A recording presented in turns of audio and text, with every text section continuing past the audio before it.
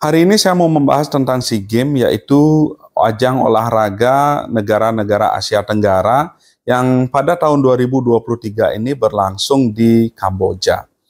Nah, apa yang menarik tentang SEA Games ini adalah pendapat pribadi saya bahwa SEA Games ini adalah salah satu event multinasional ataupun regional yang kualitasnya paling buruk. Mengapa saya bilang begitu? Karena dari tahun ke tahun, SEA Games seringkali menerbitkan aturan-aturan yang aneh atau lucu, dan juga dari tahun ke tahun, siapapun tuan rumahnya selalu atau secara masif sering melakukan kecurangan hanya untuk meningkatkan perolehan medali dalam event tersebut. Hal itu tentunya menyebabkan kualitas eventnya menjadi kurang baik, kurang sportif, dan tentunya terlalu banyak merugikan sportivitas maupun kualitas dari atlet-atlet itu sendiri. Beberapa contoh diantaranya adalah seperti kita tahu dari beberapa SEA Games terakhir, seringkali yang tuan rumah itu adalah yang jadi juara. Setidaknya ketika itu yang ikut adalah negara-negara besar. Indonesia adalah tuan rumah dan satu-satunya juara yang kita raih dalam 10 tahun terakhir ya ketika kita jadi tuan rumah di Jakarta pada tahun 2011. Kemudian Filipina juga begitu, dia hanya bisa jadi tuan rumah di negaranya. Malaysia apalagi.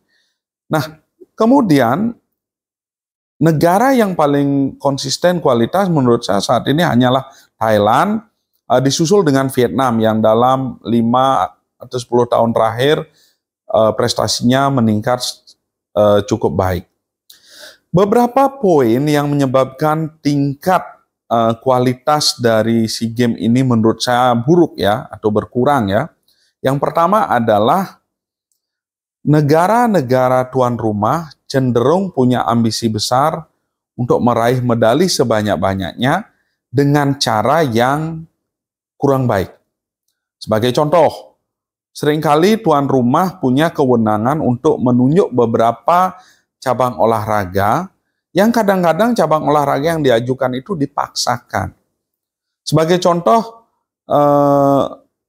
sekarang Kamboja mempertandingkan salah satu olahraga yang saya lupa namanya, susah ya, tetapi hanya mereka aja yang bisa, sehingga kan otomatis mereka yang memenangkan medalinya dalam jumlah yang cukup banyak. Kemudian pada cabang pencak silat yang sudah bertahun-tahun dipertandingkan, tahun ini tidak dipertandingkan rencananya, namun berkat lobby akhirnya bisa. Itu pun harus dengan deal bahwa tuan rumah minimal harus mendapatkan 1 atau 2 emas ya, yang itu menimpa atlet Indonesia karena dia sebenarnya seharusnya punya peluang dapat emas, namun dia kalah secara WO kalau saya tidak salah. Masalah lain contohnya adalah pada olahraga basket.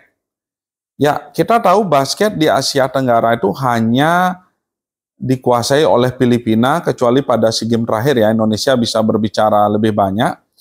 Tetapi negara seperti Kamboja biasanya paling tinggi dapat peringkat 6. Tapi di SEA Games kali ini mereka menggunakan 8 pemain dari Amerika Serikat yang disebut naturalisasi. Sebenarnya bukan naturalisasi karena rata-rata mereka tidak ada keturunan Kamboja ya.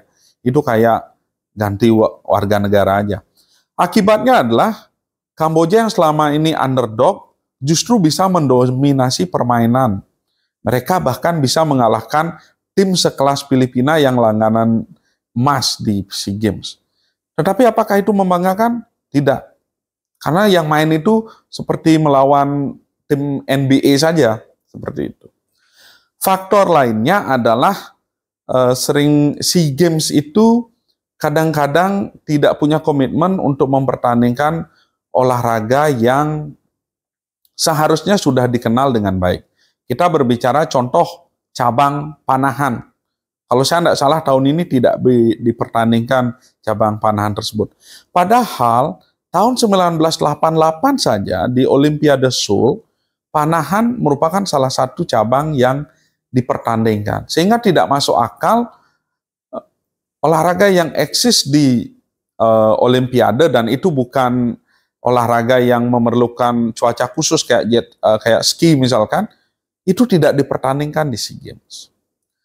Kemudian masih banyak kekurangan-kekurangan lainnya. Saya tidak bisa menyalahkan hanya Kamboja, tetapi saya berharap bahwa pemimpin-pemimpin dan induk organisasi olahraga ASEAN ini perlu melakukan evaluasi besar-besaran pada SEA Games. Karena sekian kali SEA Games, kualitas atlet-atletnya tidak naik-naik, terutama pada cabang-cabang olahraga yang dipertandingkan di level yang lebih tinggi, misalkan Asian Games ataupun Olimpiade. Peluang atau prestasi negara-negara Asia Tenggara relatif sangat pas-pasan. Satu-satunya negara yang mampu berbicara sedikit lebih banyak di level Asia adalah Thailand, yang menurut saya memang salah satu negara yang punya kualitas pembinaan olahraga yang baik. Kemudian Vietnam mulai menjadi rising dalam 1 dekade terakhir, namun sisanya mungkin mohon maaf juga kalau ada yang tersinggung, Indonesia sendiri mungkin punya level pembinaan yang kurang baik. Jadi itu review saya tentang SEA Games, bukan berarti kita tidak mengapresiasi prestasi atlet-atlet kita, itu kita sangat apresiasi karena mereka sudah berjuang keras, mengharumkan nama bangsa kita. Tetapi banyak situasi kurang baik dalam SEA Games ini bukanlah kesalahan dari para atlet. Itu adalah kesalahan dari manajemen pelaksanaan SEA Games itu sendiri yang terlalu lemah dan mungkin menempatkan target medali emas di atas nilai dari sportivitas dan di atas nilai dari meningkatkan kualitas olahraga itu sendiri. Baik, itu pendapat saya. Bila ada yang kurang cocok, silahkan komen. Kalau ada yang mendukung juga silahkan komen. Terima kasih.